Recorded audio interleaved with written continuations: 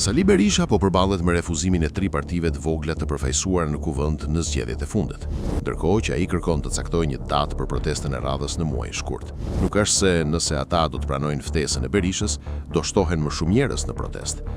Sa për sfond, Berisha i ka disa kryetarë që s'kan parti, por vetëm vula dhe mund t'i përdor ata. Problemi real që ka Berisha nuk është të bashkojë opozitën, por të mbajë me çdo kusht kreun e PD-s. Ai është përçarësi më i madh në historinë e opozitës shqiptare. Sa herë që shfaqet një kundërshtar i brendshëm, ai thret protesta për të treguar forcë dhe për t'i vënë demokratët para zgjedhjes, ose me mua, ose me ata që më kritikojnë. Edhe kur qeveria është në orët e saj më të zeza, PD duket si një parti në funeral, pasi energjitë e saj konsumohen për të ruajtur fronin e Berishës dhe jo për të ndërtuar një alternativë të re pushteti. Ndaj ftesat e tij për partitë e reja janë po aq fallse sa lojrat që shpik brenda PD-s. Sulë qela si alibi, vijat e kuqe si mekanizëm përjashtimi dhe kacafytjet me çdo kënd që i bën hije. Me këtë stil, ai nuk mund të bëjë bashkë askënd, përveç se duke u larguar vetë.